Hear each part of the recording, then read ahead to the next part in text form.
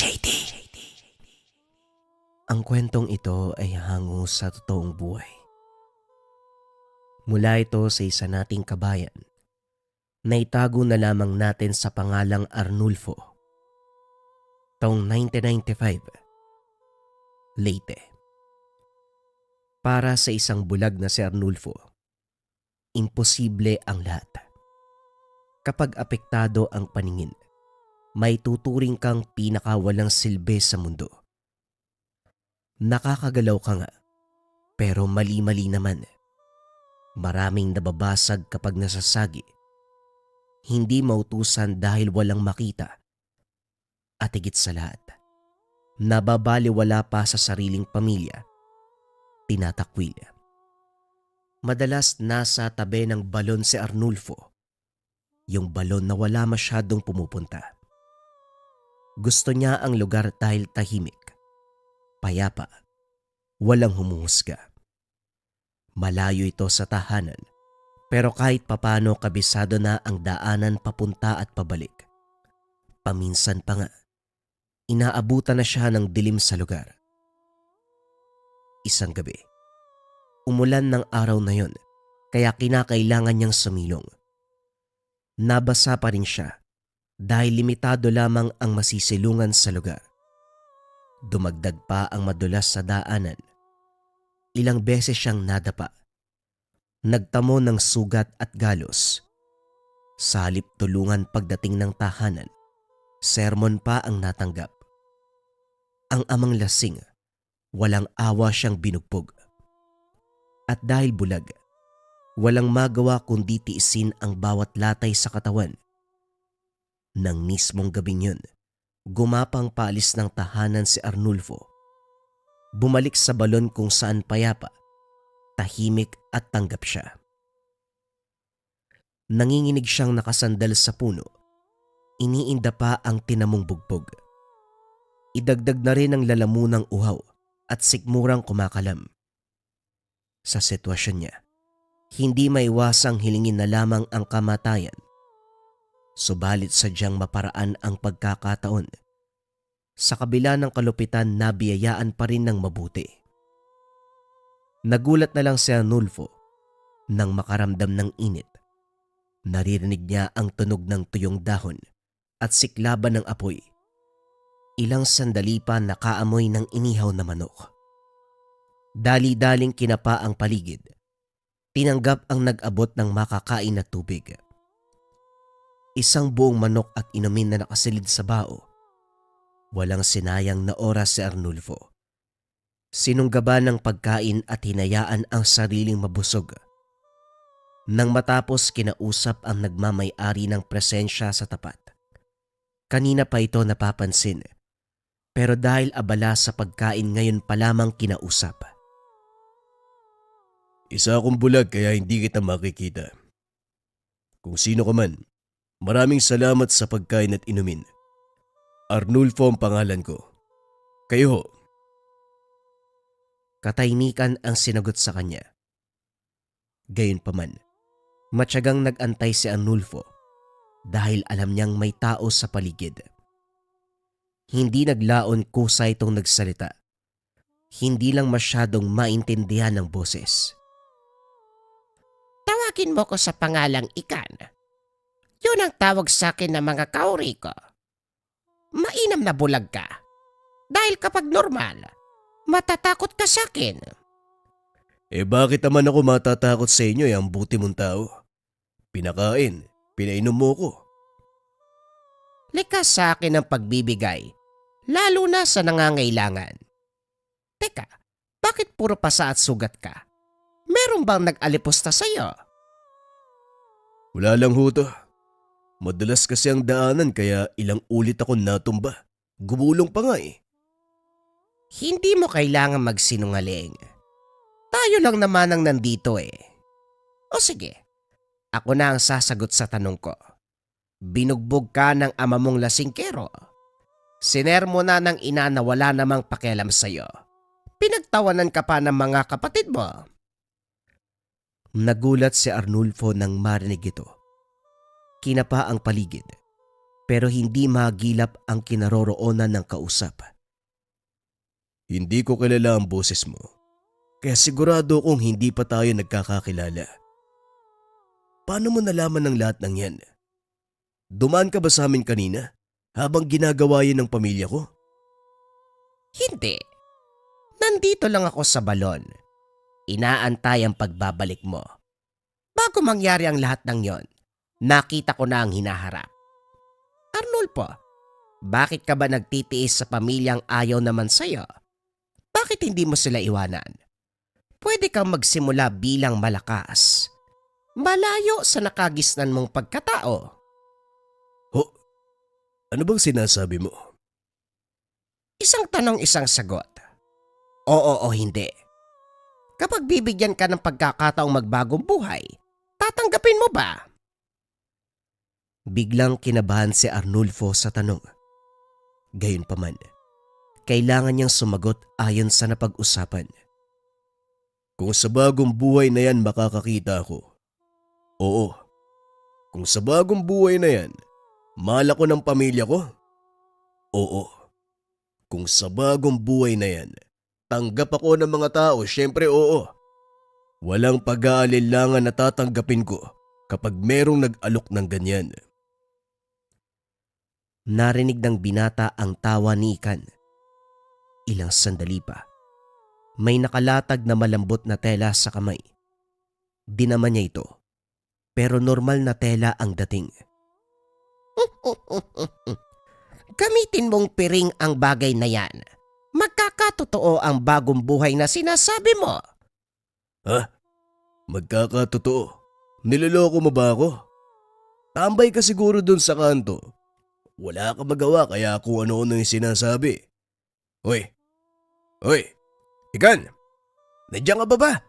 Huwag mo kong iwan dito. Kahit loko-loko ka, magaan kang kasama eh. Ikan? Ikan? Walang sumagot sa kanya.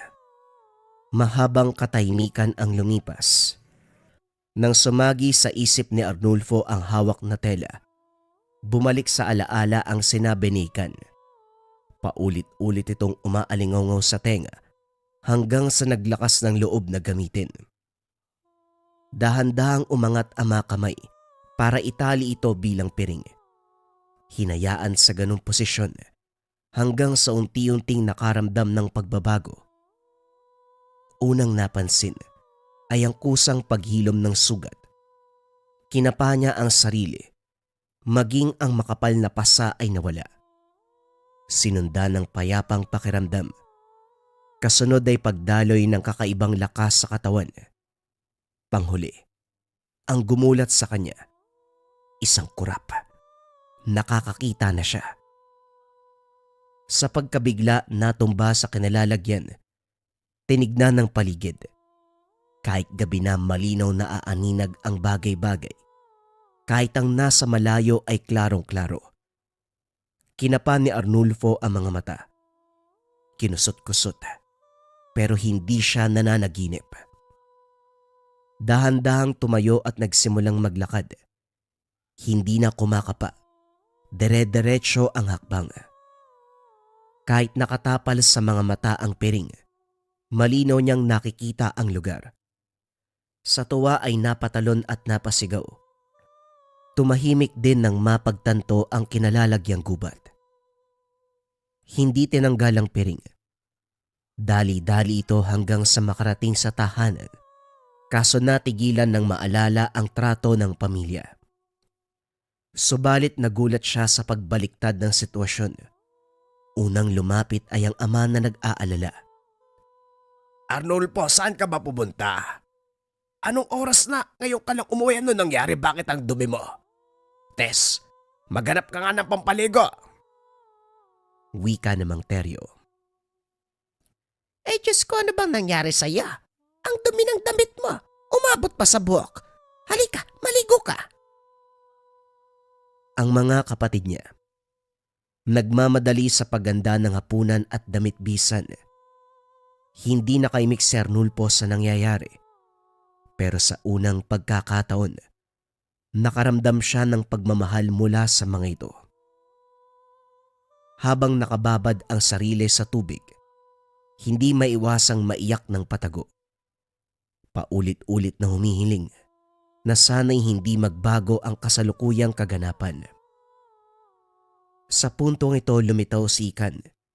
Dito naliwanagan kung bakit ganon ang taglay na boses. Hindi tao, isa siyang duwende. Ang ipinagtataka, katulad niya itong bulag. Ikan, bulag ka rin pero Oo, isa kong bulag. Pero dahil sa taglay kong kapangyarihan, alam ko ang nangyayari sa mundo ng mga tao. Ngunit sa mundo naming mga duwende, doon ako hindi nakakakita. nilapitan mo ba ako kasi nararamdaman mo yung sitwasyon ko? Ganon din ba ang trato sa'yo? Inaalipusta, hinuhusgahan, tinataboy. Madalas akong nasa balon dahil doon payapa. Tahimik, tanggap ninuman. Matagal na kitang napansin. Pero ngayon ko lang naisip na lapitan ka. Akalain mo, pinagtagpo tayong dalawa. Maraming salamat kung ano man ang ginawa mo sa akin. Pero itong piring na binigay mo sa akin, nagkakaroon ako ng kakayahan na makakita. Ganito rin ba yung binibigay nito sa'yo? Tama ka. Ginagamit ko yan sa mundo namin. Pero wala na akong balak bumalik. Nanaisin mo pa bang balikan ang tahanan na hindi ka naman tanggap? Binigay ko yan sa'yo para maranasan mo ang pakiramdam ng nakakakita. Hindi ko alam ang sasabihin pero maraming salamat, Ikan. Hindi mo lang ako binigyan ng pagkakataong makakita. Pinaranas mo din sa akin kung ano ang pakiramdam ng tanggap at mahal ka ng sarili mong pamilya. Kaya ikaw, pamilya na rin kita. Huwag kang ganyan. Mababaw ang luwa ko. Tumigil ka nga. Napalitan ng tawanan ang pag-uusap. Naaaliw si Arnulfo dahil kahit isa itong duwende, parang tao kung magsalita. Marami pang kalokohang alam. Kasabay nito, pinakilala sa kanya ang iba't ibang kakayahan ng piring. Hanggat nasa kanya ito, protektado siya sa anumang kapamakan. Tutulong na mapagaling ang sugat sa katawan at walang hanggang swerte ang matatamasa. Magmula mismo sa sandaling iyon, ginawa itong palamuti sa kamay ni Arnulfo. Babala ni Ikan, huwag ilayo sa katawan ng piring upang magpatuloy ang bisa. Hindi lang sa sariling kabutihan, naranasan din ito ang epekto sa bawat miyembro ng pamilya. Bukod sa naging mabait, kanya-kanyang swerte ang natanggap. Nakapasok sa Universidad sa Maynila ang dalawang kapatid. Ang ama ay nakapagpatayo ng negosyo at ang ina gumaling sa sakit na iniinda. Si Arnulfo sa kabilang banda, tinahak ang larangan kung saan pinamalas ang galing sa pakikipaglaban sa iba't ibang uri ng elemento. Unang pasyente, nagustuhan ng kapre. Ang dating balingkitan at maladyos ang mukha ay naging kulubot. Batay sa pagsusuri ng binata, pamamaraan ito ng kapre para walang umagaw sa babae. Kapag usaping sakim sa pagmamahal, kapre ang nangunguna sa listahan. Para hindi maagawan, wawasakin ang pisikal na anyo ng taong magugustuhan. Arnulfo, pakitaan mo ng gilas ang higanteng yan. Siguraduhin mong hindi nasisikatan ng araw. Wika ni Ikan, habang nakatingala sa puno kung saan nakapwesto ang kapre. Teka, sandali. Akala ko ba tuturuan lang natin ang leksyon? Bakit tunog pa tayo na? Tanong ni Arnulfo. Sa tingin mo ba madadaan sa pakiusap ang animal na yan? Gawin mo na, bago pa bumalik sa lunggayan. Napabuntong hininga si Arnulfo. Nang makaipon ng lakas, inagaw ang atensyon ng kapre sa pamamagitan ng pagwasiwas ng piring.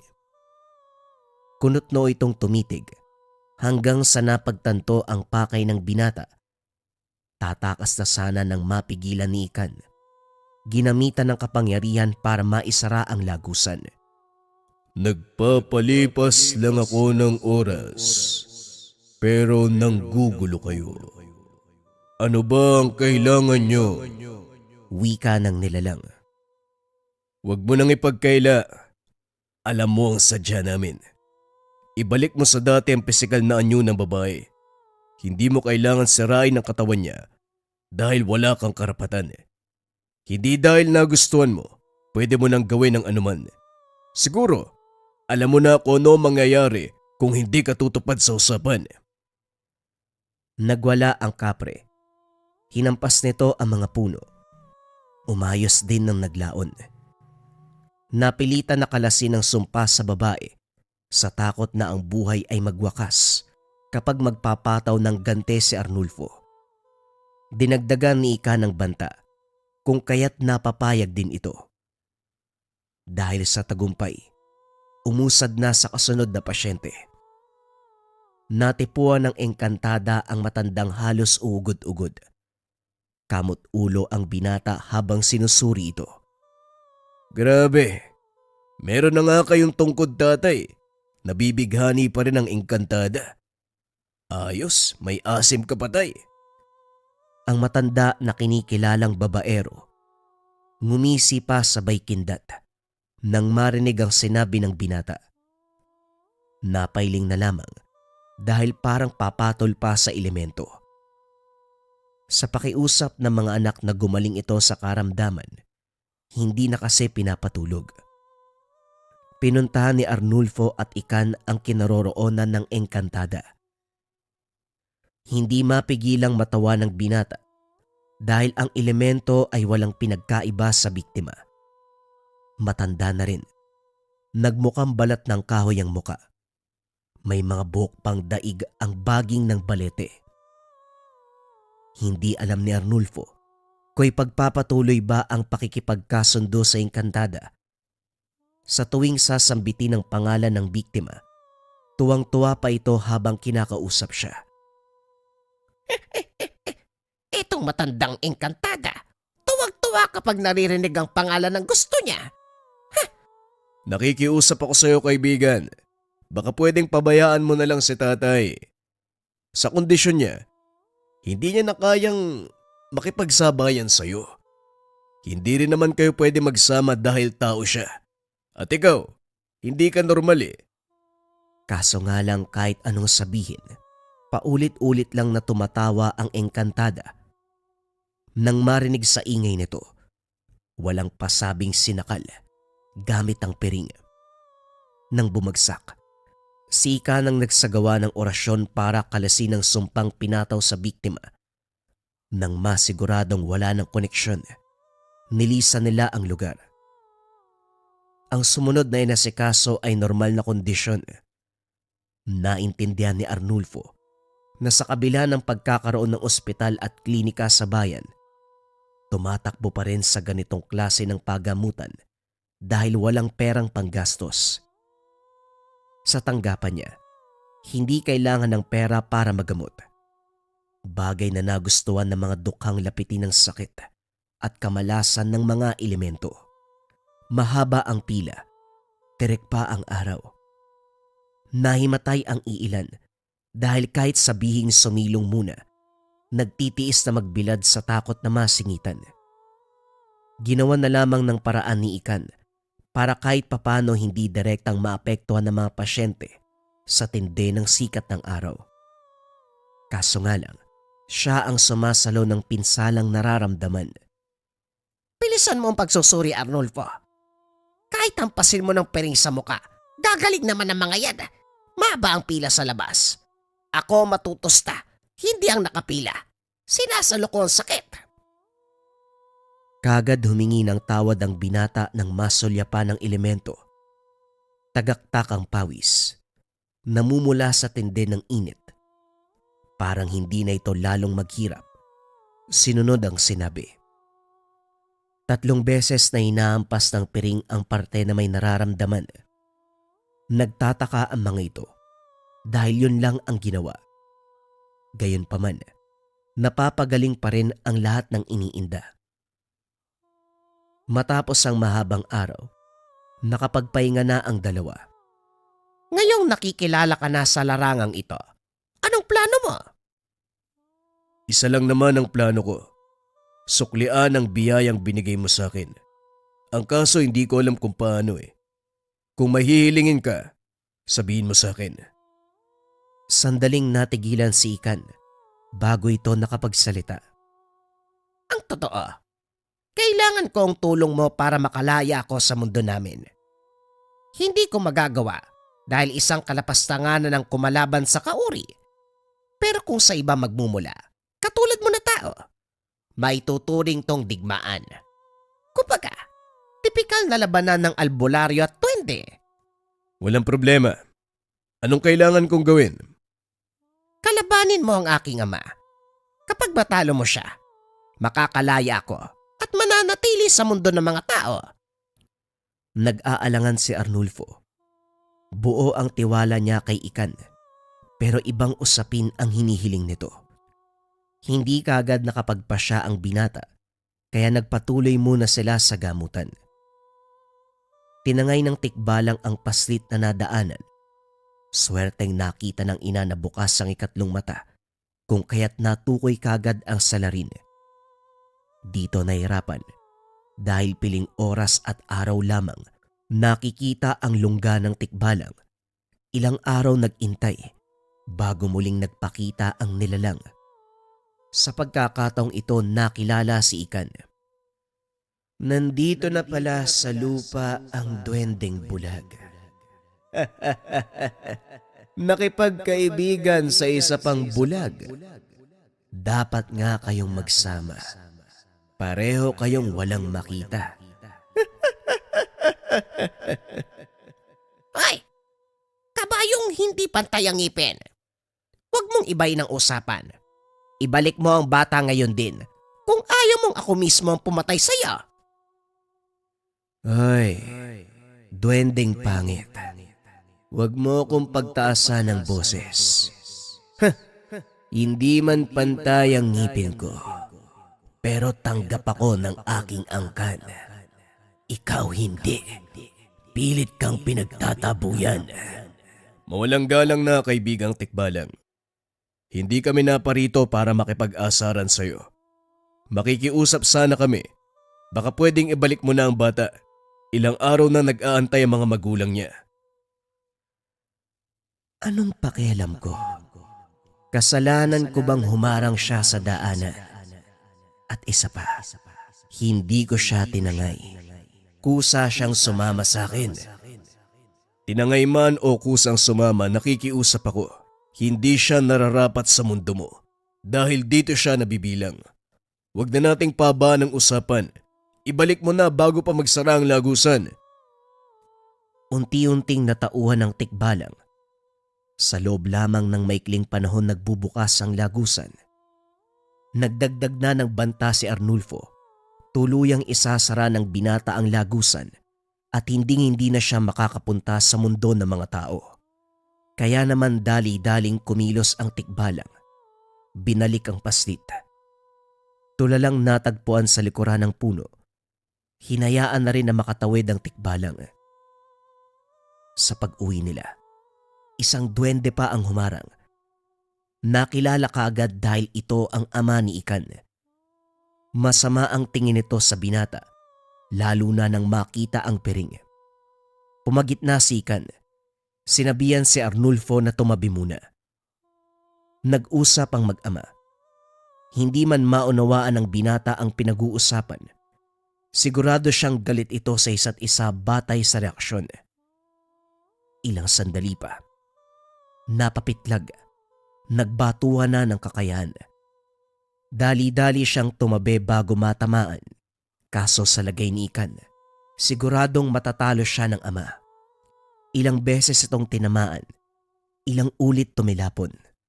May dugong umagos mula sa bibig. Hirap na sa pagtayo pero ang amay patuloy sa pagpapakawala ng atake. Alam ng binata na magagalit si Ikan kapag makikialam siya. Pero hindi ito alintana. Sinalo ang atake pero maging siya ay nagulat sa bisa ng piring. Tumilapo ng matandang duwende. Nanginig ang buong katawan. Ang tanging nagawa ay tumitig ng masama. Dali-daling kinarga ni Arnulfo si Ikan at tinakbo pauwi. Nataranta ang binata sa paghahanap ng gamot pero pinatigil siya ni Ikan. Hiniram sandali ang piring. Itinapal sa napuruhang dibdib. Lumipas ang ilang sandali ay bumuti ang pakiramdam. Masama pala ang tatay mo. Naiintindihan na kita kung bakit gusto mong makawala sa mundo nyo. Ikan, tuparin natin ang hiling mo. Papalayain kita. Nakita mo kung gaano kalakas ang aking ama. Hindi mo siya kakayanin. Nakachamba ka lang. Nakita mo rin kung gaano kalakas ang piring. Hindi niya ito kakayanin. Si Ikan ang natahimik. Hindi makapaniwala sa tapang ng binata. Ang ama niya ang naturingang pinakamalakas. Kaya ganun na lamang ang galit nito nang magkaroon ng anak na bulag. Isang insulto sa katayuan ang pagkakaroon ng anak na may diferensya. Hindi kita hahayaang lumabang mag-isa. Ama ko ang kalaban, kaya sasamahan kita. Gusto kong malaman niya na ang anak na tinakwil ay hindi basta-basta. Arnulfo, ano man ang mangyari, tandaan mo, wag na wag ilalayo ang piring. Naganda ang dalawa. Kinabukasan ng takip silim, nasa harapan ng punso. Nag-antay sa pagdating ni Uki, ang ama ni Ikan. Binata, huwag kang makisali. Laban ito ng magkaangkan. Papalampasin ko ang ginawa mo sa akin noon, pero huwag kang mangialam ngayon. Yan ang bagay na hindi ko gagawin. Dahil ang anak mo ang siyang tumulong sa akin. Walang pinagkaiba. Tao man o duwende, parehong bulag na inutil. Kahit magsanib puwersa kayong dalawa, hinding-hindi nyo ko magagapi. Tignan natin kung anong mangyayari ngayon. Mahabang katahimikan ang sumunod. Hindi naglaon na sa likuran na ang matandang duwende. Inatake nito si Ikan. Hindi inaasahan kung kaya't tinangay ng atake. Si Arnulfo ang gumanti. Kaso nabasa ng matandang duwende ang galaw niya. Nakailag ito. Muling naganda sa susunod na pag-atake. Nilapitan niya na si Ikan na kasalukuyang iniipon ng lakas. Sinabi ko na sa inyo, hindi kayo mananalo. Hindi tayo aabot sa ganito kung babalik ka sa mundo natin, Ikan. Huwag ka nang magmatigas. Dahil maging ang kaibigan mo, papatayin ko. Huwag mong kakalimutan ang lakas ng piring. Huwag mo rin kakalimutan na hindi maglalabas ng lakas ang piring kung hindi tugma sa enerhiya na nagmamay-ari. Ang batang yan ay mahina. Nagkakalakas lang dahil sa ibinibigay mo. Huwag mong gamitin sa aking panakot ang piring dahil kayang-kaya kong tanggalin ang bisa. Ikan, magagawa ba yun ng tatay mo? Mukhang delikado tayo. Hindi! Magtiwala ka lang. Huwag kang makinig sa kanya. Sumugod na si Ikan. Nagagawang tapatan ng lakas ng ama. Nasundan na lamang ng tingin ni Arnulfo ang galaw ng dalawa. Maliliit, pero kung magbuno ay daig pa ang higante. Malakas na dugungdong at nakakasilaw na liwanag ang pinapakawala ng dalawa. Hindi nagtagal. Naglaho ang liwanag kasabay ng pagbagsak ni Ikan. Dali-daling nilapitan ni Arnulfo. Idinikit ang piring sa kanya. Kaso nga lang, kagad siyang kinausap. Huling babala, iho. Pwede ka nang umalis at buburahin ko ang lahat ng alaala mo. Tigilan mo ko, tanda. Hindi ko tatalikuran ng kaibigan ko. Sa puntong ito, siya ang naunang sumugod. Nagulat siya dahil mabilis ang kilos. Lumakas ng lumakas ang atake. Habang ang matanda ay panay atras, panay ang ilag. Nakagante na makatsyempo, Nagawang patamaan ni Arnulfo pero hindi makapaniwala nang itapal ng binata ang piring sa sugatang balikat. Anong ibig sabihin yan? Nakakapagpagaling ang piring. Yan ang lakas ng anak mo na pilit mong tinatakwil. Dinagdagan niya ang bisa ng piring. At hindi lang yon ang kayang gawin ito.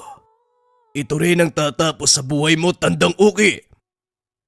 Hinagis ng binata ang piring sa direksyon ng duwende. Kusa itong naging matulis na bagay. Direktang tumago sa katawan niya. Kagad tumakbo si Arnulfo papunta kay Ikan. Naghihingalo ang kaibigan. Kaso nga lang, bago pa man siya makapagsalita, tuluyan itong namaalam. Hindi maproseso ng utak ang kaganapan. Sobrang bilis. Nasaksihan ang unti-unting paglaho ng katawan ng mag-amang duwende. Naging abo, humalos sa hangin.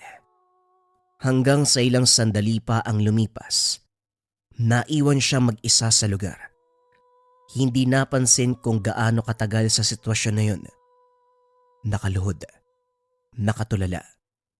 Saka lang natauan ng dumampi ang sikat ng araw sa muka.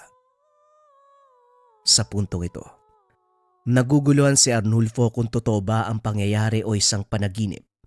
Pero nang masipat sa kamay ang piring, sigurado siyang totoo ang lahat. Dali-daling umuwi ng tahanan para alamin ang lagay ng mga magulang, ang buong pamilya. Maayos ang kaganapan. Totoo. Totoo ang kaibigan kong Sigan.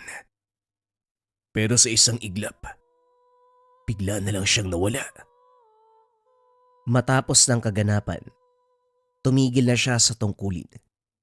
Nawalan siya ng lakas dahil hindi na kasama si Ikan. Ang tanging naiwan na kakayahan na lamang kay Arnulfo. Hindi na siya naging bulag. Ito ay dahil sa binigay na tangan sa kanya. Ang piring ng duwendeng bulag.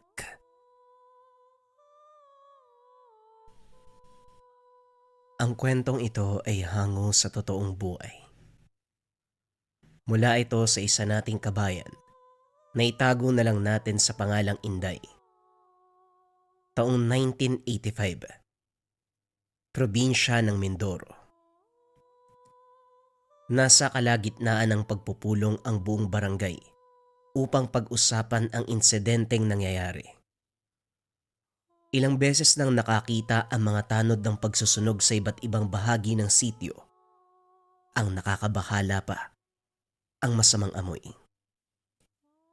Araw at gabi, nagbabantay pero walang mahuling salarin. Ang tanging naaabutan lamang ay bakas. Hindi pwedeng manahimik na lang tayo dahil baka sa susunod, mga bahay na ang masunog. Kakabangon lang natin mula sa paggagupit ng nagdaang bagyo. Kaya nakikiusap ako sa bawat isa sa inyo. Kapag meron kayong napansin na kahina-hinalang tao, ipagbigay alam dito sa ating barangay para maaksyonan kaagad. Sa ngayon wala pang masamang epekto, pero sigurado kapag hinayaan darating tayo doon. Wika ng kapitan. Maraming sabi-sabi.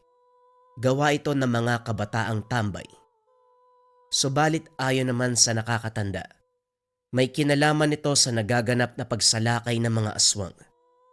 Sunod-sunod ang pambibiktima ng nasabing nilalang, pagkatapos ay lilitaw ang bakas ng pagsusunog. Kung sino man ang nasa likod ng kaganapang ito, magpapasalamat pa ako sa kanya. Wika ni Aling Ising na ikinagulat na mga kasama. Bakit naman po?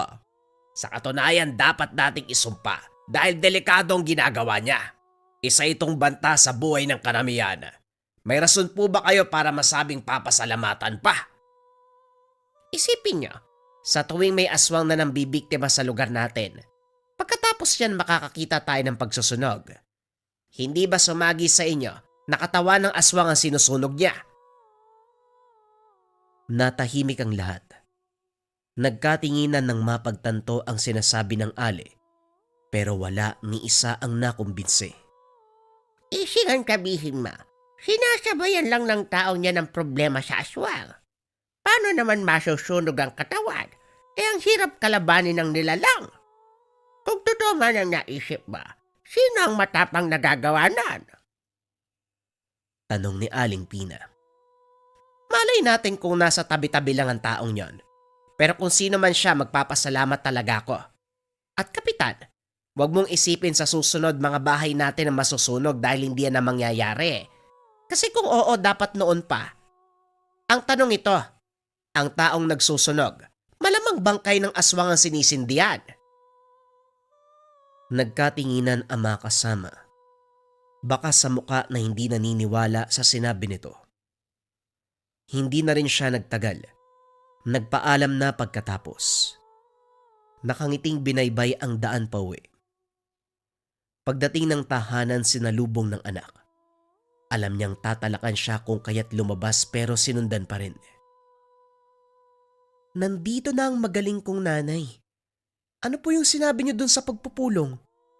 Si nanay talaga. Hindi matahimik. Ako nga rito hindi kumikibo eh. Siya naman tong daldal ng daldal. Paano ko mabisto si Tatay Dodong? Kasalanan mo po talaga. Inday, gusto ko lang baguhin ang tingin nila sa nangyayari. Ginawa nilang masama eh. Alam nating mabuti ang hangarin ni Tatay Dodong mo. At ang pagsusunog, hindi magdudulot ng kapamakan sa mga tao. O yan na naman kayong dalawa. Nagtatalo na naman kayo. Dito kayo sa loob magsagutan eh. Mamaya may makarinig sa inyo. Wika ni Mang Dudong nang masilip sa bintana ang mag-ina. Eto po kasing si Nanay Ising. Dumalo sa pagpupulong ni Kapitan kung ano-ano sinasabi. Nag-aalala po ko na baka lalong masamay ng lahat ng ginagawa niyo. Hindi yan. Hanggat walang nakikita, mananatiling palaisipan ng bakas. Hayaan nyo sila. Basta kayo, mag-ingat sa mga aswang na basta-basta na lang lumilitaw. May hindi pa ako nahuhuli. Nakawala yung tinugis ko nung nakaraang araw eh. Panira kasi tong mga tanod. Sumakto pang dumaan sila kaya ayon, nalingat ako. Nangangamba ako eh. Siguradong babalik yun gaganti. Hindi natin alam ang takbo ng isipan ng mga nilalang. Hanggat nasa bahay lang kami, walang mangyayaring masama. May ba tayo? Kuwang-kuha ng mga tanod ni Kapitan ng inis ko. Kumakatok sa kabayan 10 oras pa ng gabi, mga walang hiya. Ang ibing ng tulog mambubulabog. Tapos manghihiram lang ng posporo para magsindi ng sigarilyo. Natawa si Mang Dudong sa sinabi ng asawa. Nga pala tatay, kilala niyo po yung bagong tanod? Iwasan mo yun. Ilang beses ko nang nahuli na tumitingin dito sa bahay. Yung tinginan para may gustong alamin. Balita ko nga hindi siya taga rito. Bagong lipat nung nakaraang buwan. Malay natin, may masamang balak sa'yo yung tao na yun. Napaisip si Mang Dudong sa sinabi ng anak. Kilala niya ang tinutukoy nito. Minsan na ring nahuling tumitingin sa kanilang tahanan. Nung una ay binaliwala lang sa pag-aakalang hindi sinasadya. Pero nang mapadalas ay nagduda na siya. Hindi pa naasikaso ang mga bagay na ito dahil tutok sa panunugis ng aswang. Napansin ko na rin yan. Pero hayaan nyo. Wala pa namang masamang ginagawa eh. Maging alisto na lang tayo para madali nating mapigilan kung sakaling may gagawin. Kagaya ng palaging ginagawa sa araw-araw, abala si Mang Dudong sa pag-aasikaso ng tangan. Ang mutya ng apoy na ilang dekada nang ginamit bilang proteksyon at panlaban sa mga aswang na walang tigil sa pambibiktima. Hindi ito binili o hiningi. Kusa itong lumapit sa kanya. Sa madaling salita, natagpuan ng mutya. Dati pa siyang nagka-interes pagdating sa usaping aswang. Galing kasi sa probinsya kung saan maraming naglipa ng nilalang. Nang magkaroon ng tangan, dito na naging ganap ang pagiging manunugis. Hindi na mabilang ang nakalabang halimaw. Kumpara sa dating probinsya, hindi nakikita ng mga tao ang bakas ng pagsusunog sa katawan ng tinugis dahil masyadong liblib at masukal ang kagubatan. Dito sa lugar na kasalukuyang tirahan, madaling nahanap kahit na hindi sadya. Malawak kasi ang kapatagan at puro taniman. Tag-ani kaya malinis na malinis ang paligid. Pagsapit ng hapon, ginugol ni Mang Dudong ang oras para tulungan ang anak sa pagsusunog ng mga tuyong dahon. Pinutol niya ang kalapit na puno. Maraming sanga na dapat ligpitin. Sa kalagitnaan, kapansin-pansin ang isang presensya. Kaagad tinignan ng paligid at bumungad si Mang Tiroy, ang bagong miyembro ng tanod. Nakatitig sa kanya habang bumubuga ng usok mula sa iniitit na sigarilyo. Binaliwala na lang, nagpatuloy sa paghahanap ng aswang kahit lumalakas ang amoy. Pero kahit saan man tumingin, walang magila. Tatay Dudong, nandyan na naman si Mang Tiroy nakatingin sa atin. Hindi niyo po ba sisitahin? Nakailang titig na po yan eh. Kinilabutan ako nang wala sa oras Wika ni Inday, nang mapansin ang tanod na nakatayo sa hindi kalayuan. Kahit nahuli na ito, hindi umalis. Patuloy sa pagtingin. Basta magwalis ka lang diyan. Umakto ka na hindi mo pinapansin. Lalapitan ko lang. Baka may gustong sabihin nahihiya lang siguro. Habang papalapit sa kinaroroonan ni Mang Tiroy, unti-unting lumalakas ang amoy at nang tignan ito, dahan-dahang umaatras. Tinawag niya, pero nagmamadaling lumayo. Hindi maiwasan ni Mang Dudong na pagdudahan ang kilos ng matanda. Napabuntong hininga na lamang habang hinahati dito ng tanaw. Natigilan din ng mapagtanto ang isang bagay. Kasabay ng pag-alis ni Mang Tiroy, ang pagkawala ng alingasaw. Napatitig siya sa dinaanan nito. Pagkuway sinundan. Narating ang bahay pero walang tao. Sinamantala ang pagkakataon na makiramdam, kahit ang tangan ay nagbigay ng senyales na merong nilalang sa paligid. Kaso nga lang, hindi siya pwedeng pumasok dahil baka pag-isipan ng masama. Nagintay na lamang kung kailan magpapakita si Mang Tiroy, pero sumapit ang dilim. Wala pa din ito. O Tutong, anong ginagawa mo sa bahay na yan? Si Tiroy ba sadya mo? Madaling araw ko lang yung napapansin Kung may mapasabi ka, ako na lang kung gusto mo. Wika ng kapitbahay na si Mang Tomas. Nagtaka si Mang Dudong dahil malaki ang ngiti nito. Bagay na hindi ginagawa ng matanda. Tomas, parang masaya ka yata ngayon. Naibenta mo siguro yung alaga mong kalabaw, ano? Sa ngiting yan parang oo. Magpainom ka naman. Nagbago ang reaksyon ni Mang Tomas. Naging seryoso. Inaya si Mang Dudong sa tahanan upang doon ituloy ang usapan. Paano naman ako makakabenta kung palagi na lang nabibiktima ng aswang ang mga alaga ko? Nitong nakaraan nga halos subusin yung kampig. Natutuwa lang ako dahil sa wakas napagawi ka dito sa amin. Alam mo bang may kapitbahay rito na? Hindi na ituloy ni Mang Tomas ang salita. Sa halip ay sumenyas upang iparating ang gustong sabihin.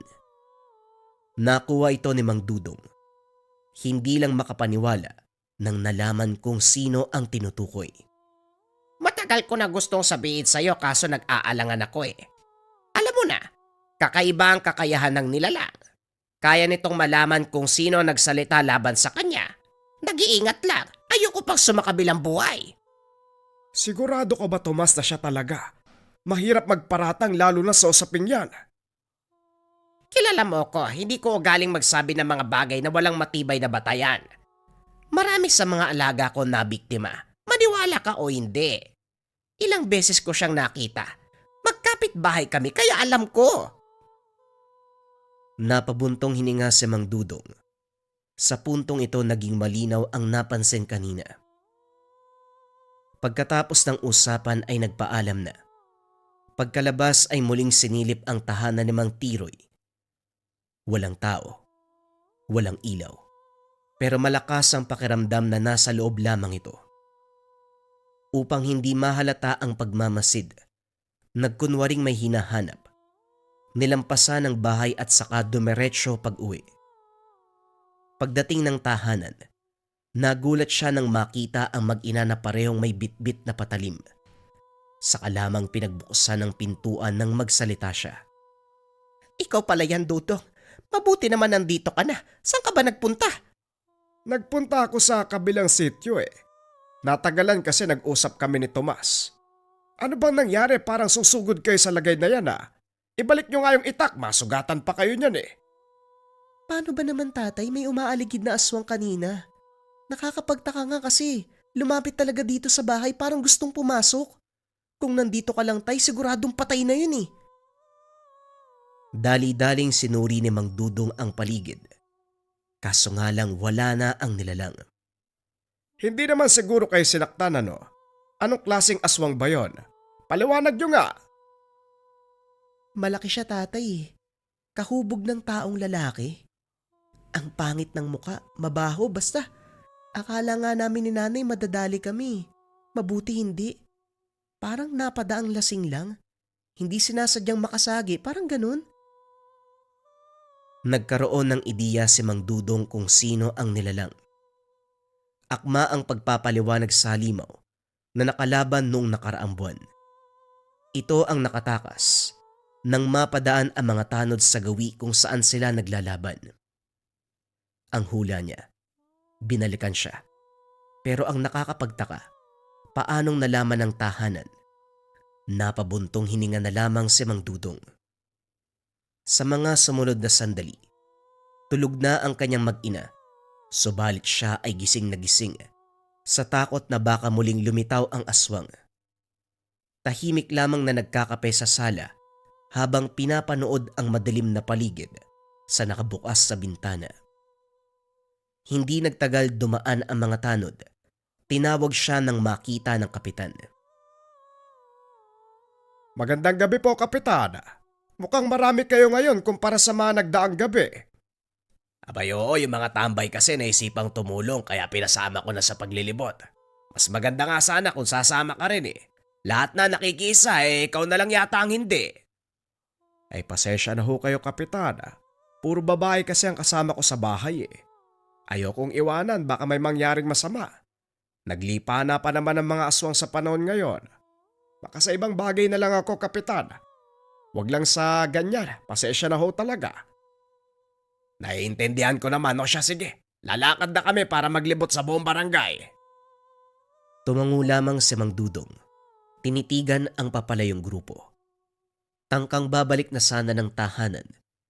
Napansin niya ang presensya sa hindi kalayuan.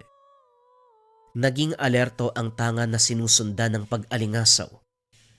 Walang pagdadalawang isip na kumuha ng patalim at saka pinuntahan ng pinagtataguan ng nilalang. Sa sandaling nakalapit, napalingon sa tahanan ng marinig ang pag-angil nito. Nagtataka sa mabilis na kilos. Kagad bumalik ng bahay si Mang Dudong. Dali-daling umakyat sa bubong para hanapin ang aswang. Pagkarating sa itaas, sinunggaban siya ng nilalang. Hindi nakabawi dahil sa biglaang atake. Nahulog silang pareho at sakto namang pumaibabaw siya rito.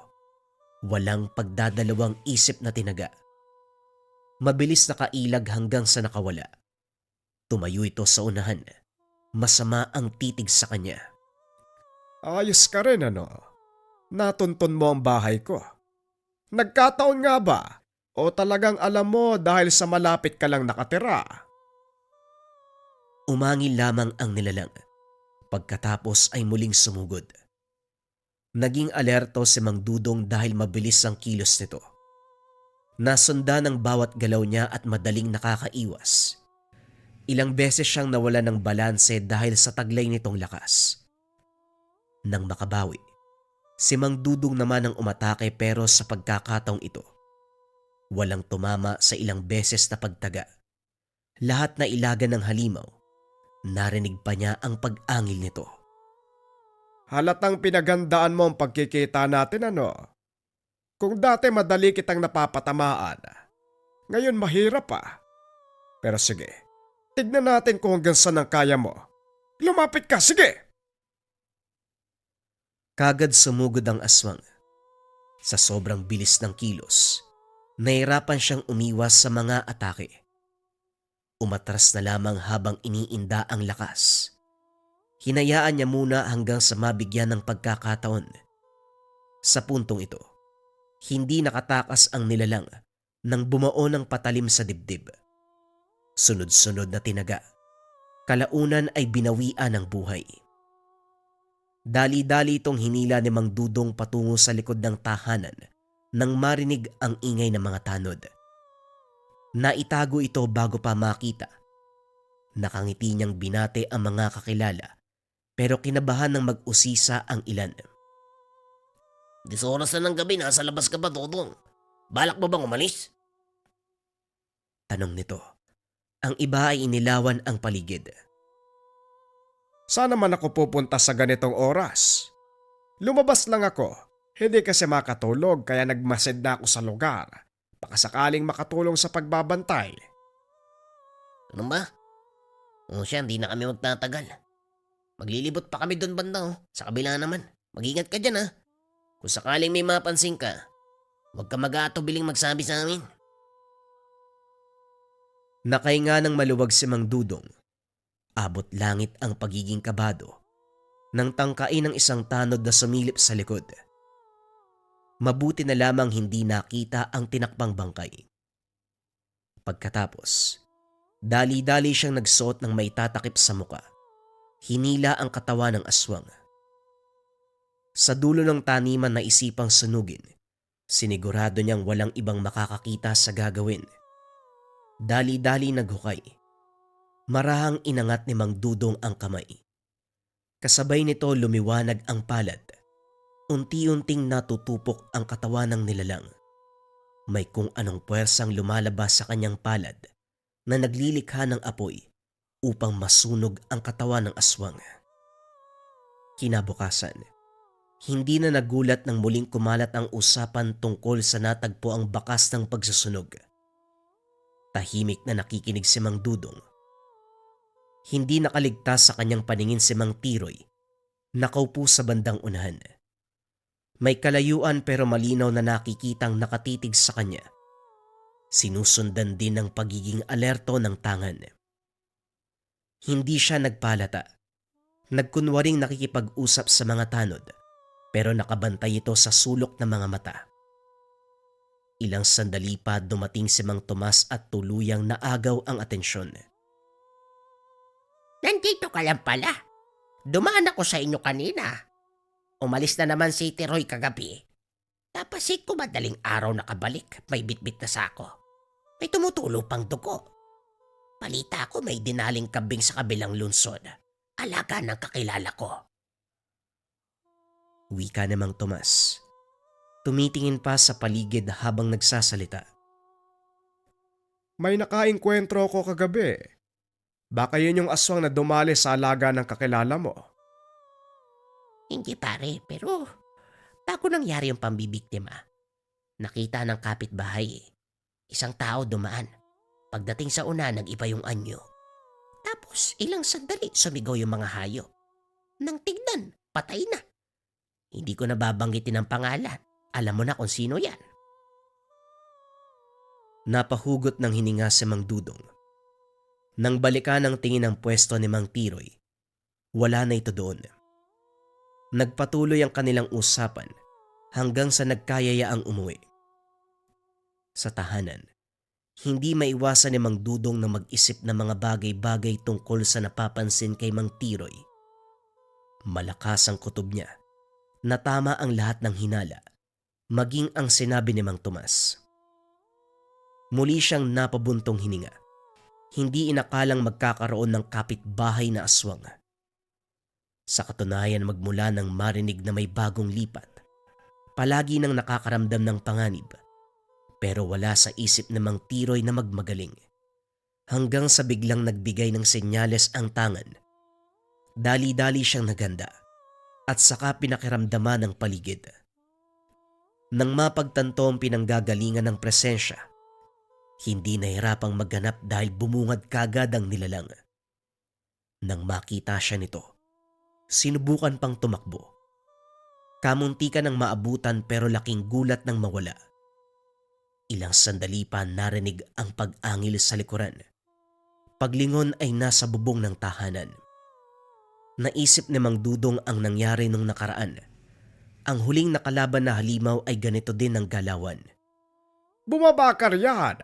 Paano tayo maglalaban? Nandiyan ka sa taas. Nandito ko sa baba. Bumulusok ang aswang. Nakailag naman bago tamaan ng atake. Kamunti kang mapuruhan sa mabilis na kilos ng halimaw. Lintik na to sandali. Magkakilala yata kayo ng aswang na nakalaban ko nung nakaraan. Parehong-pareho ng galawan. Masyadong mabilis. Magkamukha din kayo, parehong pangit. Nagpatuloy ang usapan. Nagtapatan ng lakas ang bawat isa. Nakuwang makipagsabayan ni Mang Dudong. Pero may pagkakataon, naiisahan siya ng nilalang. Sapo ang bibig. Matapos ilang beses tumama sa konkretong bagay, hindi naman nagdurugo, dala lamang ng sakit. Pambihira. Matigas to Sa puntong ito ay nagising si Aling Ising. Aksidenteng naibato ang hawak na gasera. Tumama sa nilalang. Sa sandaling natapon ng laman ay kaagad nagliyab. Kaagad nagwala ang nilalang. Tuwang-tuwa naman si Mang Dudong. Ay sus Mariosep. Yan lang palang pwedeng itapat sa'yo. Ayan, siguradong patay ka. Muling dinampot ni Mang Dudong ang patalim. Walang tigil na pinagtataga ang aswang. Nangingisay pa ito habang umaangil. Nagmamakaawa.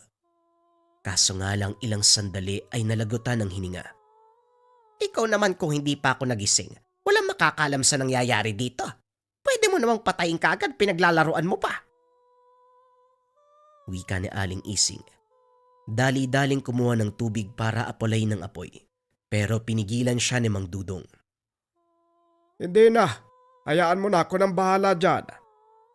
Matapos magsalita ni Mang Dudong, dumating ang mga tanod. Naku, ano nangyari dito? Mang Dudong, ano yan? Aswang ho, kapitan. Subugod ba naman sa bahay ang lintik na yan, nasira yung bubong yan, nasunog. Binato ng gasera ni Eseng Tinaga ko ng itak, kaya yan, patay na. Nakumbinse ang mga tao. Inutusan ni Kapitan ng mga tanod na dali ng katawan ng aswang sa malayo. Inapula ang apoy. Muling sinindihan na makapwesto sa malayong lugar. Pagkatapos, si Mang Dudong ang gumawa ng paraan para magbago ang isip ng mga ito sa usaping bakas ng pagsusunog. Kapitan, hindi mo ba naiisip ang nasa utak ko? Tignan po ninyo. Ganyan na ganyan ang natatagpo ang bakas. Ibig ba nitong sabihin? Hindi nito naituloy ang salita. Naintindihan ng kapitan.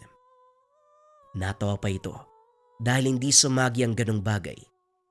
Pinuri si Aling Ising sa sinabi ng pagpupulong. Ang tanong na lang na hindi nasasagot. Sino yung taong pumupuksa sa mga aswang? Sa loob ng ilang taon kong paninilbihan sa lugar natin, ilang beses na ring nakahanap ng bakas ng pagsusunog. Inakala pa nating masamang banta, yung pala tulong para mailayo tayo sa kapamakan. Sasang-ayon ako sa misis ni Mang Dudong. Kung sino man ang taong nasa likod nito, papasalamatan ko na lang. Kung pwede siyang makilala, iimbitahan ko pa para kumain Bibigyan ko ng trabaho at kabuhayan. Malaki ang naitulong niya, kaya dapat lang mabigyan ng biyaya. Kaso nga lang parang ayaw magpakita sa atin Tumatango lamang si Mang Dudong. Sa kabilang banda ay natuwa dahil nagbago ang isip ng mga tao sa mga pangyayari. Pagkalipas ng mga araw, wala na siyang nabalitaan tungkol kay Mang Tiroy. Walang nakaalam kung nasaan ito. Iginiit ni Mang Tomas na aswang ang nasabing matanda, kaso hindi matukoy kung sino sa mga napatay. Kung dati ay nangangamba na baka masama ang kahihinatnan ng tagalugar sa bakas ng pagsusunog, ngayon ay natutuwa sila sa tuwing merong natatagpuan dahil nagsisilbing tanda na may napuksang aswang. Nagroronda pa rin ang mga tanod sa gabi. Pero paminsan-minsan na lamang dahil nakampante na sa presensya ng tagapagligtas. Lingid sa kanilang kaalaman na ang taong nagbabantay sa buong baryo, walang iba kung hindi ang palagi nilang nakakausap, si Mang Dudong na may mutya ng apoy. Ang kwentong ito ay hango sa totoong buhay. Mula ito sa isa nating kabayan na itago na lang natin sa pangalang Nessa. Walang eksaktong taon. Bagong bayan. Ang mundo ay puno ng hiwaga at misteryo. May mga kakaibang nilalang na nabubuhay kasama ang mga ordinaryo. Ngunit hindi kayang makita ng normal na mga mata ng tao. Isa sa mga kwentong hindi maalis sa isipan ng dalagang si Nessa, ang sinabing kwento ng kanyang lola patungkol sa mga nilalang na minsan itong nakainkwentro matagal ng panahon ang nakakalipas. Ayon sa kanyang lola, bata pa lamang nang makilala si Inocencio. May natatanging kakayahan na makakita ng mga nilalang na hindi nabibilang sa mundo ng mga mortal. Isinasama pa raw siya nito sa mga lugar kung saan may nananahan na mga elemento, kagaya ng duwende, engkanto, kapre, tikbalang at iba pang mga nilalang na kahit anong gawin ng lola niya, hindi ito nakikita ng kagaya sa kaibigan nitong si Inocencio. Subalit isang pangyayari ang naging dahilan upang mabulag ang dalawang mata nito. Mula noon, hindi na muling nagkita pa ang lola ni Nessa, pati na rin si Inocencio. Bigla na lang daw naglaho ang buong pamilya nito sa bayan. Walang sino man ang nakakaalam kung ano ang nangyari sa mga ito. Tirik na tirik ang araw. Madalang ang ulap na makikita sa kalangitan. Kasalukuyang binabagtas ng magkaibigang Nessa at Lyra ang daanan papunta sa isang resort. Ang lokasyon, may kalayuan sa syudad ng kanilang kinalakihan, kaya naman mahaba ang biyahe. Nessa, matagal pa ba yung biyahe natin? Ihing-ihi na ako eh. Kanina ko pa to pinipigilan eh. Wika ni Lyra sa nagmamanehong si Nessa. Sandali itong lumingon sa kaibigan at bumalik sa manibela. Pigilan mo muna. Wala pa akong nakikitang gas station. Pero hindi ko na talaga kaya. Naku, sasabog na yata yung pantog ko. Ihinto mo, dali, dyan na lang ako sa tabi. Ano, Lyra? Hindi ka lalaki para umingi sa kung saan-saan? Hindi ko na talaga kayang pigilan. At isa pa, wala naman ako nakikitang taong dumadaan, oh. Parang gubat na yata tong lugar na to eh. Kung sa bagay, tama ka nga naman. Wala din ako nakikitang mga bahay o siya itatabi ko muna, ha? Kagad hininto ni Nessa ang kotse. Nagmamadaling lumabas si Lyra upang maghanap ng mataas na damo na tatakip sa kanya. Nang makahanap ay doon umihi. Hindi alintana ang mga niknik na lumilipad sa paligid. Nang matapos ay bumalik siya sa kotse. Nakita ang kaibigan. Nakatitig sa direksyon ng isang malaking puno. Hoy Nessa, anong tinitignan mo dyan? Natauan ito nang marinig ang boses ni Lyra. Para kasing may nakita ko dun sa taas ng puno na gumagalaw eh. Sinilip ni Lyra ang sinasabi nito. Kaso nga lang wala siyang nakita na kahit ano. Wala naman ah. Baka ibon lang yun. Ang mabuti pa, bumiyahe na uli tayo. Malayo pa yata yung resort na sinasabi ni Ivan sa atin eh. Bakit ba kasi doon yung napiling lugar eh? Libre kasi nating nakuha yung lugar. Wala masyadong pera eh. Kailangan matapos yung trabaho natin doon. Sana nga lang malaki yung kitain ng team natin para hindi problemahin yung pambayad ko sa renta sa mga susunod na buwan. Hayaan mo na, Lyra. Nabasa ko naman yung manuscript, maganda yung kwento. Mukhang papatok sa masa. Ay naku, sana nga. Lalo kung gagalingan sa parte ko mamaya pagdating sa resort. Ayan, ganyan nga. O sige na, baka mali tayo. Muling nagbiyahe ang magkaibigan patungo sa sinasabing resort. Habang nagmamaneho, hindi maiwasang antukin ni Nessa. Tinulugan ito ni Lyra kaya wala siyang makausap upang manatiling gising. 2:00 ng hapon, madali siyang antukin ng mga ganitong oras. Maya-maya pa, hindi niya namalayang napapikit na, dahilan upang mawalan siya ng kontrol sa pagmamaneho. Bumangga ang kotse nila sa isang malaking puno ng akasya. Malakas ang naging salpok ng kotse, pero laking pasasalamat ni Nessa at Lyra. Konting galos lang at mga pasa ang natamo. Masakit man ang katawan, pinilit ng dalawa na makalabas ng kotse. Naganap ng taong tutulong sa kanila, kaso nga lang walang makita. Mas lalo silang nakaramdam ng takot nang makita ang malaking puno kung saan sila bumangga. Teka, nahihilo lang ba ako? O yan din yung punong nakita natin kanina? Napalingon siya sa mataas na damo na tumakip sa kanya habang umiihi kanina. Hindi siya maaaring magkamali. Ito nga ang lugar. Nessa, hindi ako pwedeng magkamali. Yan talaga yung puno na nakita ko kanina. Hindi kaya naliligaw tayo? Muling tinitigan ni Nessa ang puno. Tama ang kaibigan. Ito nga ang puno kanina kung saan may nakita siya. Hindi na lamang kinumpirma sa kaibigan para hindi madagdagan ang takot na nararamdaman. Hindi ko alam. Hindi ko alam kung yan nga yun. Anong gagawin natin? Wala na tayong sasakyan. Mangiyak-ngiyak si Lyra habang sinusubukang tumawag sa kanyang cellphone. Kaso nga lang walang signal sa lugar. Maya-maya ay nag-iba ang ihip ng hangin. Dumampi sa kanilang mga ilong ang mabahong amoy. Naaamoy mo ba yun, Lyra? Ikaw ba yun? Hoy, amoy ihi ng kabayo yun ha. Hindi naman ganun yung ihi ko. Pero bakit ganun ang baho? Pinagbasdan nila ang buong paligid. Nanindig ang balahibo nang makita ang puno ng akasya. Nawala ang nararamdamang pananakit sa katawan. Napalitan ng pangingilabot at pagtaas ng balahibo. Isang itim na figura ang nasa taas ng puno. Nakatitig sa kanilang dalawa. Lyra, kunin mo yung mga gamit natin sa sasakyan. Teka, bakit naman? Huwag mo sabihin maglalakad tayo hanggang resort. Hindi tayo maglalakad. Tatakbo tayo, bilisan mo. Ha? Ano bang nangyayari sa... Hindi na natapos ni Lyra ang sasabihin. Bigla siyang hinila ni Nessa papunta sa kotse. Kinuha nila ang importanteng gamit pati na rin ang susi.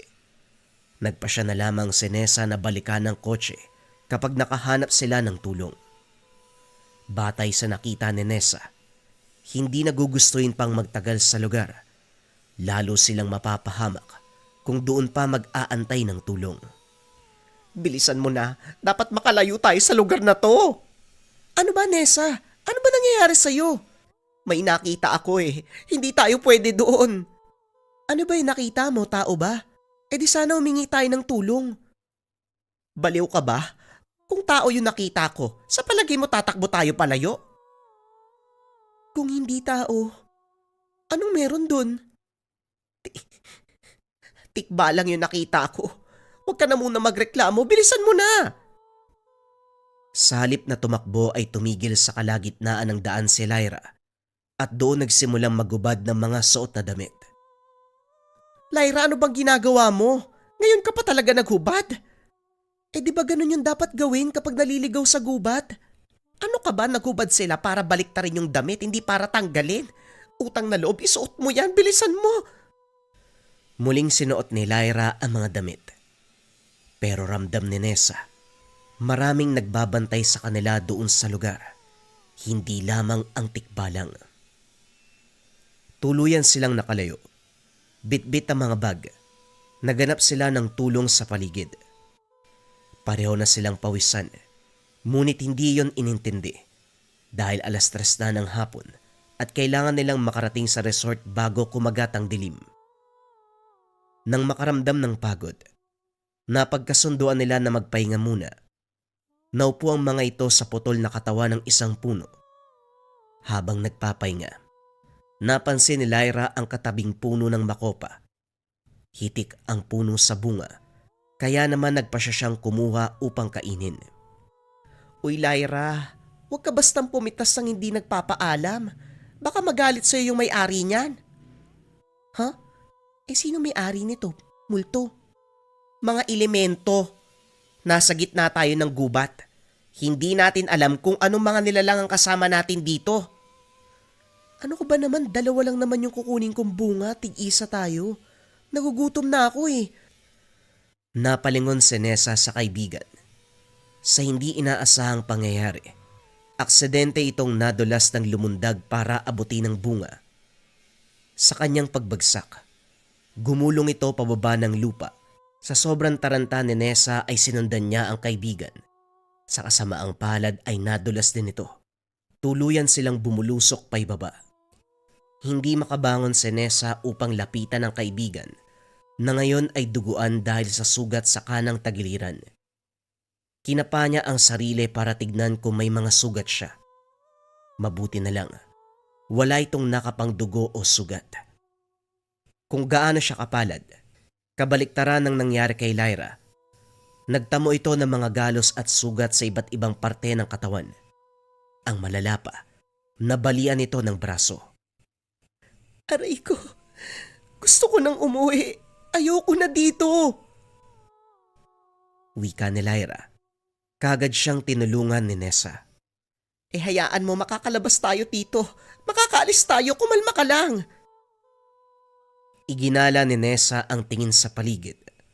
Mula sa kinaroroonan nila, matatanaw ang liwanag na nagmumula sa itaas.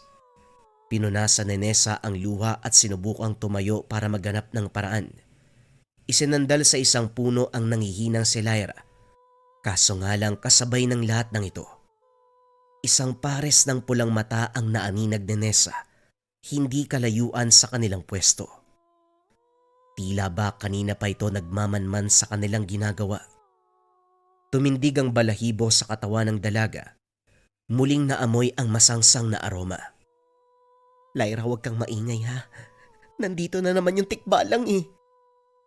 Magsasalita pa sana si Lyra nang takpan ni Nessa ang bibig nito. Nakitang unti-unting lumalapit ang mga pulang mata sa kanila. Pinilit ng dalawa na hindi lumikha ng ingay. Kaso nga lang, nang makalapit sa kanilang harapan ang nilalang, biglang nawala ang pares ng pulang mata. Nagpalinga-linga ang dalawa subalit bigla itong lumitaw sa harapan, kaya naman sabay silang napasigaw. Ang ulo ay mula sa kabayo na may pulang mga mata. Ang katawan ay tulad sa isang normal na tao. O kumalma ka. Huwag mo silang sasaktan.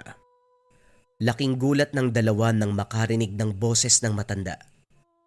Napansin ni Nessa ang paglayo ng tikbalang, kaya naman nakakuha siya ng pagkakataon upang alalayan si Lyra upang pumunta sa pinanggagalingan ng boses. Nakita ang isang matandang lalaki. May hawak na tungkod. Hinampas ang tikbalang na tila ba anak na pinapagalitan. Ino, gusto ko lang makipagkaibigan. Anong makipagkaibigan? Kitang-kita ko kung paano mo takutin eh. Niligaw mo pa kanina. Akala mo siguro hindi kita inoobserbahan no? Sige na, umalis ka na. Ako nang bahala sa kanila. Muling tumingin si Nessa at Lyra sa tikbalang. Akmang lalapit pa sana nang muling hampasin ng matanda ang tikbalang. Ay mga iha, pasensya na kayo sa kaibigan ko ha. Sadyang mahilig lang yun sa babae.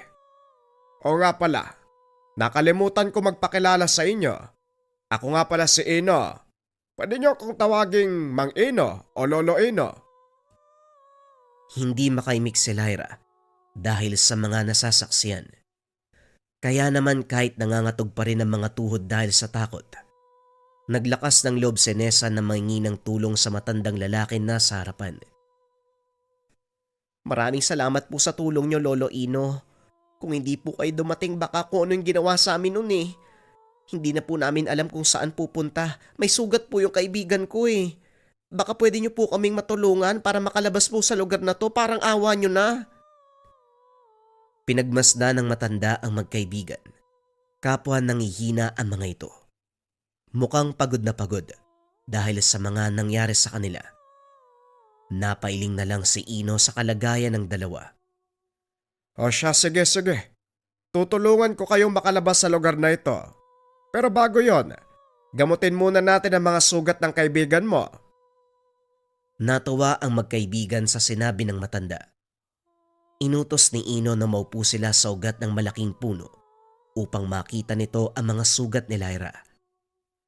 Mukhang malalim ang natama mong sugat mula sa pagkakahulog ah. Lyra, ang daming nawalang dugo sa'yo. Nagkatinginan si Nessa at Lyra. Isang katanungan sa isip nila ang biglang lumitaw. Alam nilang sa mga oras na yon, may kakaiba sa matanda. Hindi ito ordinaryong tao lamang. Muling nanumbalik ang kaba sa kaharap na matanda. Gayunpaman, hindi napigilan ng dalawa ang magtanong kung paanong nalaman ng matanda ang nangyari sa dalawa. Teka Manong, paano niyo po nalaman na nahulog kami sa bangin? At saka bakit parang kilalang kilala niyo kami? Hindi sumagot ang matanda. Tumawa ng napakalakas, na lalong dumagdag sa takot na nararamdaman ni Nessa at Lyra. Ilang sandali pa, sinagot niya ang dalawa. Pasensya na kayo mga iha. Nakalimutan kong sabihin sa inyo na ako ang tagapagbantay ng kagubatan. Nakikita at naririnig ko ang lahat ng nangyayari dito. Kagad na alala ni Nessa ang kwento ng kanyang lola tungkol sa mga tagapagbantay ng kagubatan. Hindi niya akalain na totoo ang lahat ng ito. Isang patunay ang matandang lalaki na kaharap nila. Bilang tagapagbantay, nakikita ko mga kaganapan sa kabundukan at gubat. Hindi ko lang ugali makialam sa ginagawa ng mga nilalang sa mga taong napapadpad. Pero isang lambana ang lumapit sa akin. Tulungan ko daw kayo eh. Gusto kayong kunin ni Matos. Matos? Yung tikpa lang po kanina? Oo siya nga, Matos ang pangalan nun. Huwag kayong mag-alala, kaibigan yon, mabait yon. Talagang mahilig lang sa magandang babae. Marahil naakit sa'yo, Lyra. Mahaba kasi ang buhok mo eh. Yan ang gustong gusto ni Matos. Pero bueno iha, malalim ang sugat mo, Lyra. Hindi kakayanin ng mga kaibigan ko dito sa gubat. Mas makakabuti kung madadala ka sa pinakamalapit na pagamutan. Umayos si Ino sa pagkakaupo. Ginamit ito ang tungkod na hawak upang mabilis na makatayo. Maya-maya pa ay sinakop na ng kadiliman ng lugar. Isang hindi mapaliwanag na lamig ang naramdaman. Nagsipulasan ang mga alitaptap at iba pang mga nilalang sa paligid. Hindi maganda ang nagaganap. Kailangan na nating magbadali. Nabagabag ang dalawa sa sinabi ng matanda. Nagmamadaling tumayo mula sa pagkakaupo sa malaking ugat ng puno. Ano po bang nangyayari, Lolo Ino? Kung merong mga kaibigang nilalang sa lugar, hindi rin maiiwasan na makaaway. Ayaw nila na makalis kayo sa lugar na ito. Akala ko po ba yung kaibigan yung si Matos lang ang may gusto sa amin? Yan din ang akala ko eh. Subalit nakaabang na pala ang ibang nilalang sa inyo. Mukhang tinulungan nila si Matos nang hindi nito nalalaman. Kaya ganyan ang natamo mong sugat, Lyra. Si Lyra ang gusto nila, Nessa. Wala nang ibang nagawa si Lyra kung hindi ang umiyak. Ano pong gagawin natin, Manong? Hindi naman pwede yan. Sumunod kayo sa akin. Ilalabas ko kayo dito. Pero ipangako nyo sa aking dalawa. Sa akin lang kayo makikinig. Kung maaari, wag na wag kayong lilingon kapag may narinig kayong tumatawag sa pangalan nyo. Kung hindi na kayo makakabalik sa mundo nyo. Maliwanag ba? Lalong humigpit ang pagkakahawak ng kamay ni Nessa at Lyra sa isa't isa. Wala ni isa ang gustong bumitaw habang binabagtas nila ang daan palabas ng nakakatakot na gubat. Sa pagtagal ng oras na naroon, lalong dumilim ang paligid. Iba't ibang huni ng hayop ang naririnig. Sa kabilang banda, mararamdaman ang pagsunod ng mga nilalang sa kanila. Wala itong ibang gusto kung hindi si Lyra. Ilang sandali pa, nagsimula nang makarinig ng kung ano-anong boses ang dalawang magkaibigan. Mula sa boses na kahali-halina hanggang sa mga nakakatakot na boses ng nilalang. Wala itong ibang sinasabi kung hindi ang pang-aakit kay Lyra. Marami ang naririnig niya. Pinipilit na hindi lumingon kahit parang boses ng mga mahal niya sa buhay ang ginagamit ng mga ito. Subalit isang boses ang nakapukaw ng kanyang atensyon at damdamin. Hindi napigilan ang sarili. Narinig ang boses ng ina. Tinatawag ang kanyang pangalan. Matagal nang namatay ang magulang, kaya sabik na sabik siyang makita ang mukha nito. Eksaktong paglingon niya sa likuran. Dalawang malaking kamay ang humablot sa kanya. Napasigaw na lamang si Nessa habang hawak ang kaibigan. Pilit itong pinanlalabanan ang nilalang na kumukuha sa kaibigan. Lolo Ino, tulungan niyo po kami! Binalaan na kita pati ang kaibigan mo. Patawad, pero wala akong magagawa sa kalagayan ni Lyra. Wala akong kapangyarihan upang bawiin siya. Ang tanging magagawa ko lang, proteksyonan at bantayan kayo. Napayak na lamang si Nessa habang tinitignan ng kaibigan na unti-unting nilalamon ng dilim. Patawad, Nessa. Ang mga nilalang na kumuha kay Lyra, naiiba sa kagaya ni Matos. Hindi na ito usapin kung kaya ko silang labanan o hindi. Ito'y respeto sa mga batas ng kalikasan. Maraming sinuway si Lyra nang dumating siya dito. At ang pinakahuling batas na siya magliligtas sa kanya, hindi pa rin niya sinunod. Wala tayong magagawa, Nessa. Kailangan panatiliin ang balanse. Kailangan sumunod sa mga batas. Pero ikaw, Iha, buhay ka pa. Huwag kang mawawalan ng pag-asa. Kailangan mong umalis sa lugar na ito. Labis man ang sakit na nararamdaman. Pinanlabanan niya ito. Sinunod ang lahat ng sinasabi ng matanda. Ilang sandali pa ang lumipas. May naaninag silang liwanag sa dulo. Indikasyon na malapit na siyang makalabas sa lugar. Hindi mapigilan ng dalaga ang nararamdamang tuwa sa nakita. Malapit na tayo sa labasan. Ikaw na magpapatuloy patungo roon. Hanggang dito na lang ako. Bakit naman ho? Sumama na ho kayo sa akin. Muli, Iha. Isa kong tagapagbantay. Tagabalanse ng mundo. Pinili ko ang buhay na ito. Pangalagaan ng kagubatan. Nagpasalamat ang dalaga sa matanda. Hinawakan nito ang kamay ni Lolo Ino. Hanggang sa biglang napaluha ang matanda. Manong, bakit po kayo umiiyak? Nagbuntong hininga ito bago sagutin ang tanong ni Nessa. Sige na, Nessa. Kailangan mo nang lumakad. Hanggang sa muling pagkikita. Lumakad si Ino papunta sa likuran ni Nessa. May binulong. Sabihin mo sa lola mo, kinukumusta siya ni Lolo Inocencio. Nagulat si Nessa sa sinabi nito. Magtatanong pa sana pero hindi na maaaring lumingon. Naramdaman niya ang yabag ng paglakad nito palayo sa kinaroroonan niya. Isa lamang ang sagot na nasa isipan. Ito si Lolo Inocencio, kaibigan ni Lolo Marita. Laking tuwa ang naramdaman ng dalaga nang tuluyan ng makarating sa labasan. Ilang araw ang lumipas matapos nun. Sinubukan pa nilang hanapin ang kaibigan pero hindi na ito natagpuan. Maging ang sasakyan na ginamit, ni isang bakas, walang nakita. Alam man ni Lyra na hindi na ito matatagpuan pero minabuti niya pa ring subukan.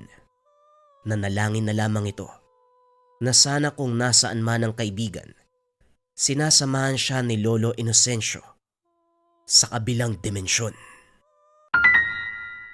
Naranasan nyo na ba mga kabayan, yung tipong unang kita nyo pa lang dun sa tao, sobrang gaan na kaagad ng pakiramdam mo sa kanya. Yung tipong nagkakaroon kaagad ng tiwala. Or ikaw ba yung tipo ng tao kabayan na nasa toxic environment? Yung palagi ikaw yung napapag-initan, laging galit yung mga tao na nasa paligid mo, boss mo, amo mo, kapitbahay, kapatid, kamag-anak. Basta nasa toxic environment na laging galit yung mga tao sa'yo kahit wala ka namang ginagawang masama. Pwede mong subukan ang Kaluban de Pampaamo from Lika Merchandise. Ito yung Kaluban de Pampaamo from Lika. May mga sangkap to sa loob. Pwede nyo tignan pagdating sa inyo pero ibalik nyo lang kaagad sa Kaluban. Ang bisa nito, pampaamo sa tao, pampaamo sa negosyo. Sobrang simple lang ng gagawin nyo kapag nasa inyo na yung Kaluban. May frito na gabay po lang tela pouch. Ilagay nyo lang dun sa pouch, ilagay nyo sa bag nyo, ilagay nyo sa bulsa nyo, basta dalhin nyo palagi. Bagay ang Kaluban sa mga nasa sales or kung palagi kang merong nakakausap, umaharap ka sa mga tao, nagpe-present ka. Kasi mabilis nga kayo makakapagpalagay ng loob ng taong kausap mo, mabilis mong makukuha yung tiwala nila. Yan ang bisa ng Kaluban de Pampaamo. Again, may mga sangkap pa to sa loob kabayan. Pwede mong silipin pagdating sa'yo. Kung interesado ka, research mo lang yung shop ng Lika Merchandise.